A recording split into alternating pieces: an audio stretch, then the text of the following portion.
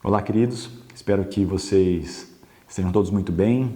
É um prazer estar aqui com vocês, reunidos no Maranata em Casa. Apesar da semana de feriado, eu fico muito feliz em saber que vocês estão aí reunidos e eu espero que esse momento de compartilhar um pouco da palavra seja um momento abençoado na vida de cada um de vocês. Bom, no mês de outubro nós estamos falando a respeito de um mês para viver, baseado no livro devocional, e nós esperamos que vocês estejam sendo abençoados, edificados e que durante esse mês de outubro vocês possam ser motivados a mudar algumas coisas da sua vida.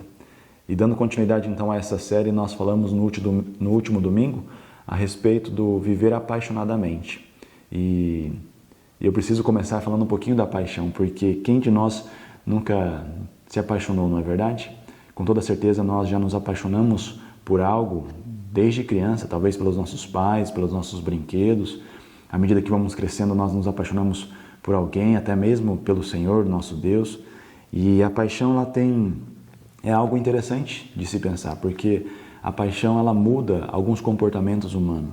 Nós passamos a pensar diferente quando nós estamos apaixonados. Nós agimos diferente.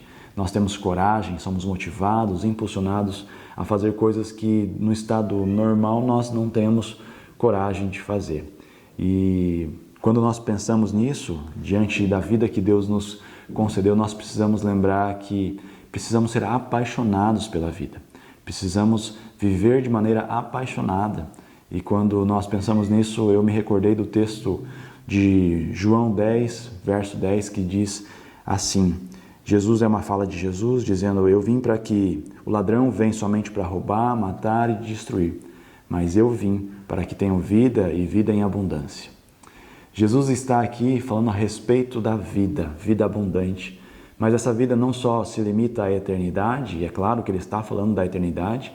Jesus está colocando aqui um pouquinho antes, no verso 9, como ele sendo a porta da salvação, e aquele que entra por ele será salvo.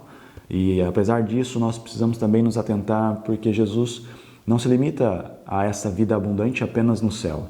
Nós vivemos essa vida abundante aqui na terra. É claro que a vida abundante não é prosperidade, não é essa tradução.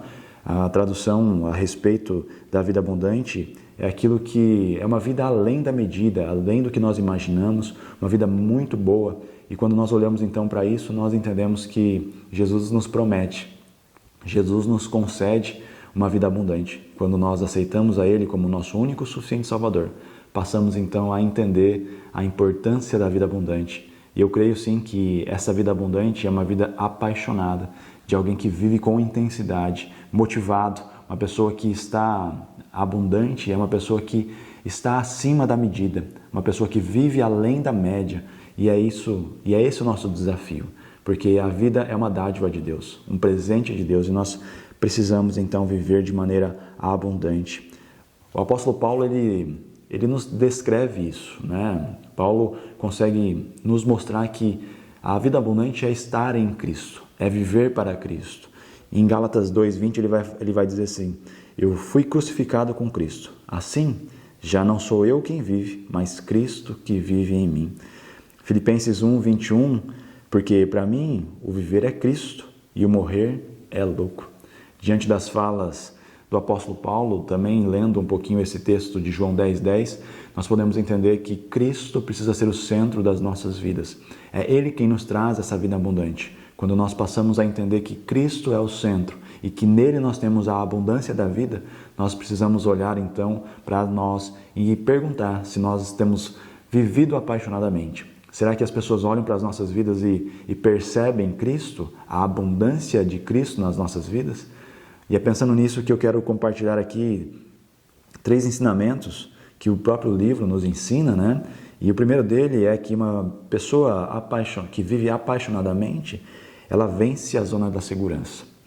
Vencer a zona de segurança é sair do seu limite, é sair da zona que estamos em conforto.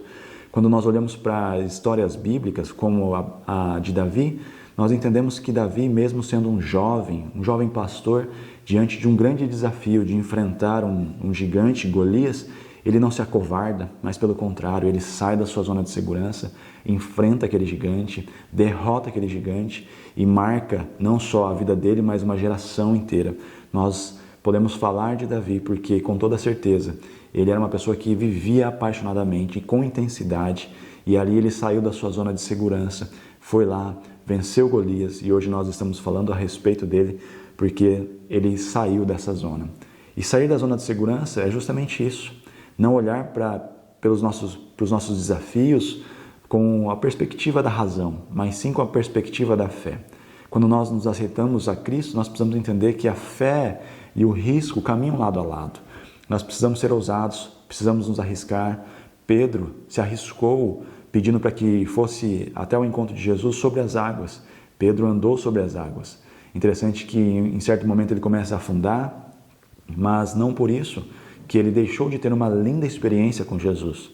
Pedro foi o único homem, talvez, que em toda a humanidade que andou sobre as águas.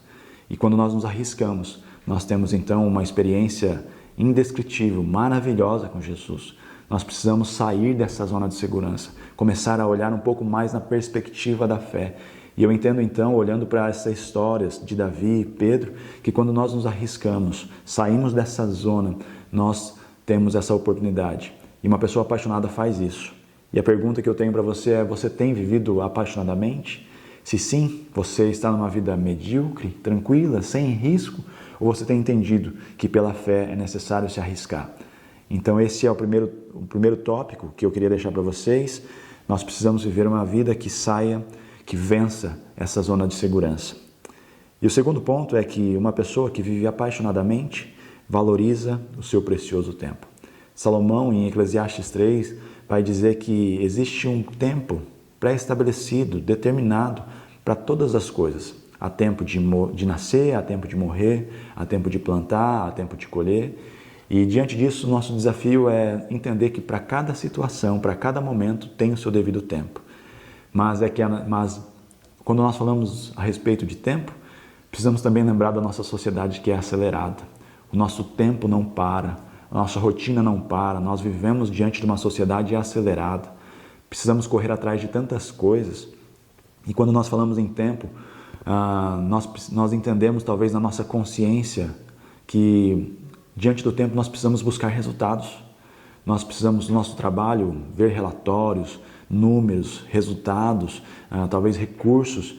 E diante dessa sociedade nós somos motivados a viver em busca de tantas coisas materiais. E às vezes nós precisamos parar um pouquinho, parar para pensar se realmente esse é o valor da vida.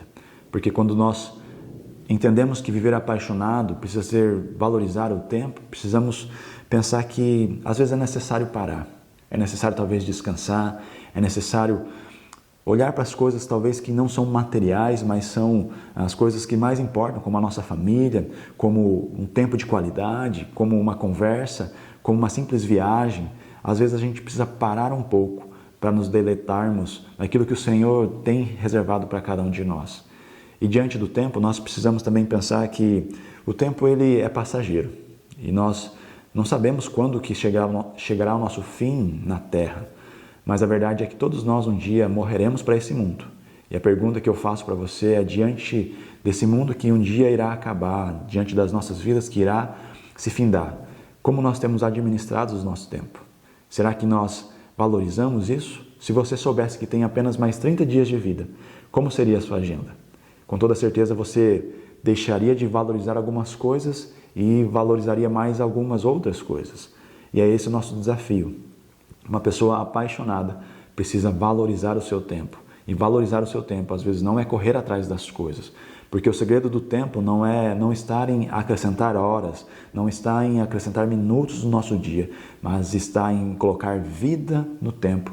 O que eu quero dizer é que nós precisamos colocar intensidade, paixão, viver apaixonadamente pela vida, porque o tempo está correndo. E nós precisamos entender que a nossa vida e a vida da abundância começa aqui e agora. E como tem sido o seu tempo? Como é que você tem gerenciado isso? Será que como uma vida apaixonada, como uma pessoa apaixonada pela vida? Ou será que está sobrevivendo diante do tempo?